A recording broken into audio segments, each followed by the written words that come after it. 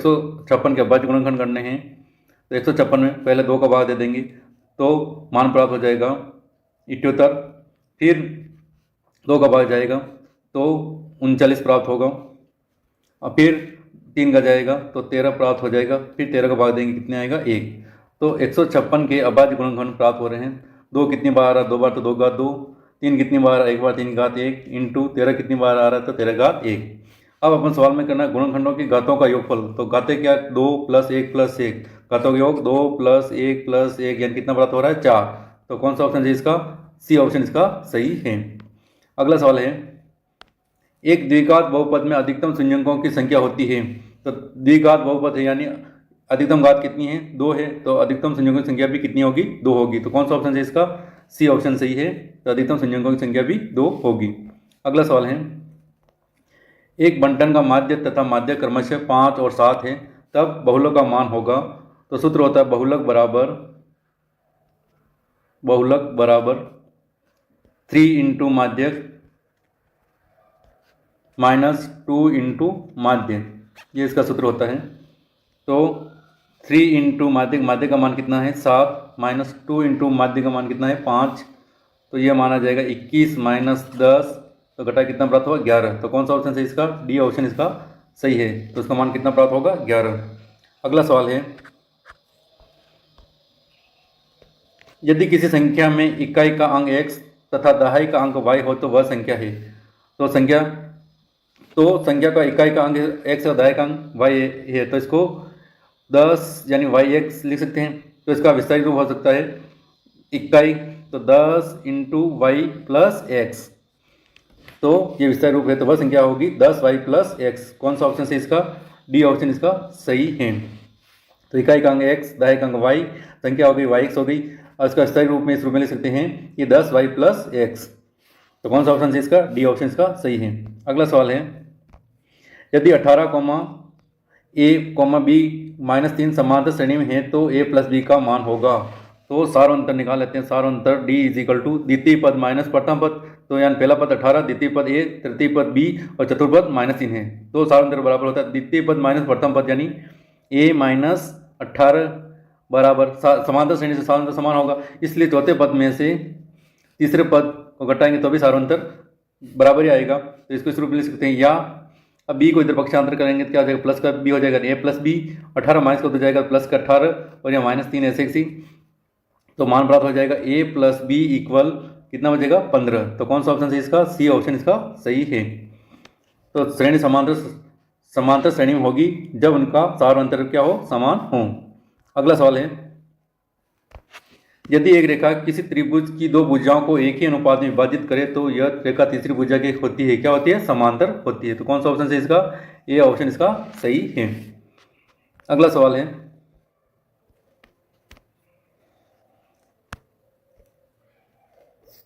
यदि बिंदु ए 6,1 बी 8,2 सी 9,4 और डी P,3 एक समांतर चतुर्भुज के शीर्ष इसी क्रम में हो तो P का मान होगा। जैसे कि समांतर चतुर्भुज है इस प्रकार का, ये विकर्ण हो जाएगा एक विकर्ण इस प्रकार का। तो ए बिंदु मान लें ए बी सी और ये डी, ये विकर्ण का प्रतिच्छेद बिंदु O है। तो विकर्ण ऐसी का मध्य बिंदु और विकर्ण BD का मध्य बिंदु दोनों क्या होंगे बराबर होंगे। तो मध्य बिंदु क्या सूत्र होता है x1 + x2/2 y1 + y2/2। तो AC का मध्य बिंदु निकाल रहे हैं कौन सा है O है, उसके निर्देशांक निकालने हैं A और C लेना है। तो x1 का मान 6 x2 का मान 9 तो क्या जाएगा 6 + 9/2 y1 + y2 1 + 4/2 इक्वल, क्योंकि समांतर चतुर्भुज के विकर्ण परस्पर क्या करते हैं समद्विभाजित करते हैं। इसी प्रकार विकर्ण BD का मध्य बिंदु भी क्या है O है। तो BD के लिए 8,2 और D के लिए P,3 है। तो क्या जाएगा 8 + P/2, 2 + 3/2।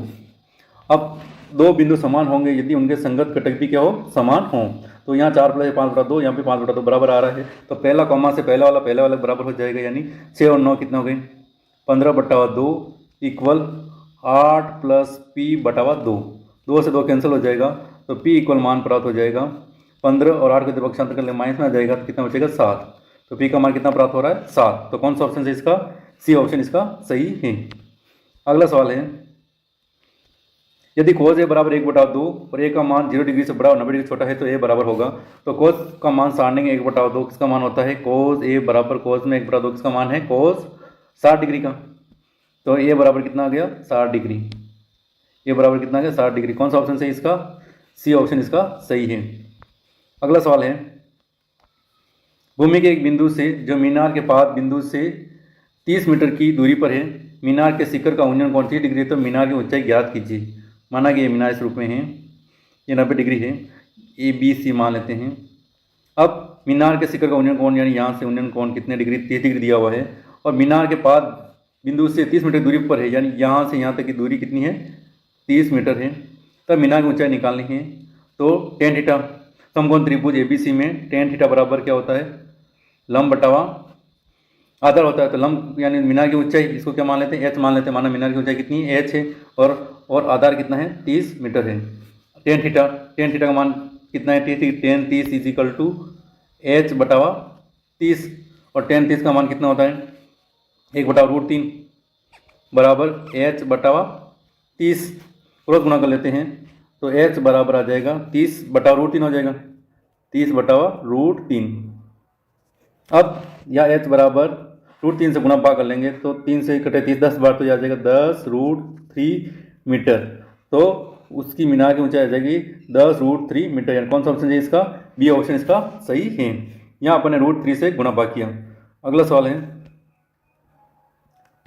प्रथम 5 विषम संख्याओं का माध्य ज्ञात कीजिए। तो माध्य बराबर क्या होता है, प्रेक्षणों को बटाओ प्रेक्षणों की संख्या। तो प्रथम विषम संख्या यानी 1, 3, 5, 7 और 9, और कितने प्रेक्षण है, 5 है, तो 5 के बाद दे देंगे। अब इनको जोड़ लेते हैं, तो इसका योग कितना आ जाएगा, 25, और ये बटा 5 कितनी बार आ गया, 5 बार। तो कौन सा ऑप्शन है इसका, बी ऑप्शन इसका सही है। तो प्रथम 5 विषम संख्याओं का माध्य कितना प्राप्त हुआ, 5 प्राप्त हुआ। अगला सवाल है, वृत्त के बाई बिंदु से वृत्त पर अधिकतम कितनी स्पर्श रेखाएं खींची जा सकती है। तो बाई बिंदु से वृत्त पर अधिकतम 2 स्पर्श रेखाएं खींची जा सकती है। कौन सा ऑप्शन है इसका, सी ऑप्शन सही है। जैसे कोई ये वृत्त है, जैसे बाई बिंदु कोई ये है, तो यहाँ से एक स्पर्श रेखा ये हो जाएगी, दूसरी स्पर्श इस प्रकार खींच सकते हैं, दूसरी स्पर्श रेखा इस प्रकार हो जाएगी। जैसे सेंटर इसका 90 डिग्री बनता है कोण, ये बिंदु P मान लें, यहाँ A और B है। तो बाई बिंदु से वृत्त पर अधिकतम 2 स्पर्श रेखाएं खींची जा सकती है। तो सी ऑप्शन इसका सही है। अगला सवाल है, मॉडल बनाने वाली मिट्टी से ऊंचाई 24 सेमी और आधार त्रिज्या 7 सेमी वाला एक शंकु बनाया गया है। शंकु की तिर्यक ऊंचाई है। तो शंकु की तिर्यक ऊंचाई का सूत्र होता है L बराबर √r² प्लस h² होता है। अब r यानी 7 का स्क्वायर प्लस 24 का स्क्वायर, 7 का वर्ग गुण 50, 24 का वर्ग 576, दोनों जोड़ लेंगे तो मान आ जाएगा 725, और 725 वर्गमूल कितना आता है, 25। तो तिर्यक ऊंचाई L बराबर कितना गया, 25 सेमी। तो बी ऑप्शन इसका सही है। अगला सवाल है, 7 सेमी त्रिज्या वाले एक त्रिज्य खंड के चाप की लंबाई क्या है जिसका कोण 60 डिग्री है। तो चाप की लंबाई का सूत्र होता है पाई r थीटा बटावा 180 डिग्री होता है, बराबर पाई की जगह 22 बटावा 7, और 180 इंटू में, तो 180 इंटू में आ जाएगा 22 इंटू त्रिज्या कितनी है 7, और कोण कितना है 60 डिग्री, थीटा का मान है 60। तो 60 से 180 कितनी बार, 3 बार, 7 से 7 कैंसल, तो मान प्राप्त हो गया 22/3 सेमी।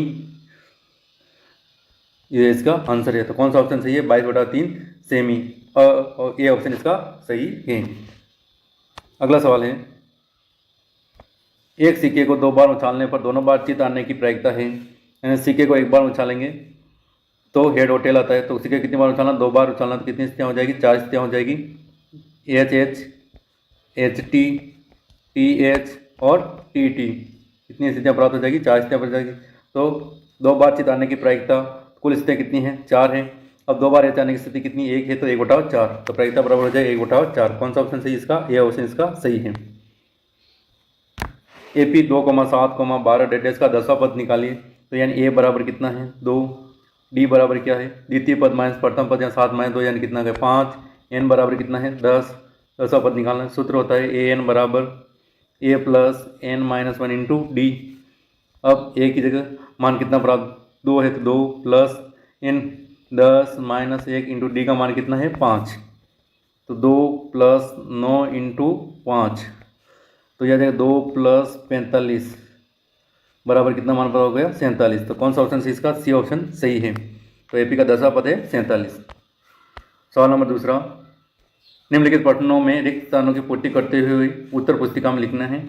तो एपी दर की -3, 1, 5, 9 डेडेस का प्रथम पद यानी कितना है -3 है तथा सार अंतर निकालना है। तो क्या होता है? डी बराबर द्वितीय पद माइनस प्रथम पद होता है, द्वितीय पद 1 माइनस प्रथम पद माइनस, इसलिए क्वेश्चन लिख देंगे तो माइनस प्लस हो जाएगा। तो 1 + 3 कितना हो गया 4।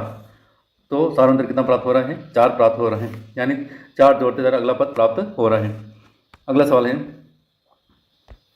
2 tan square 45 degree plus cos square 30 degree minus sine square 60 degree का हल है, यानी इस हल का मान प्राप्त होगा 2 tan 45 का मान एक वर्ग और इसलिए होल स्क्वायर प्लस cos 30 का मान √3/2 का होल स्क्वायर माइनस साइन 30 का मान भी √3/2 का होल स्क्वायर। ये दोनों प्लस माइनस से कट जाएंगे तो मान आएगा 2, एक का वर्ग तो यानी कितना प्राप्त होगा 2। तो इसका हल करना मान प्राप्त हो जाएगा 2। अगला सवाल है, एक गोले की त्रिज्या 7 सेमी है, गोले का संपूर्ण पैठी क्षेत्रफल है।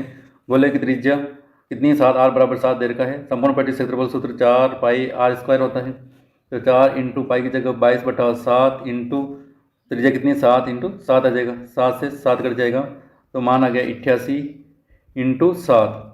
तो गुणा कर लेंगे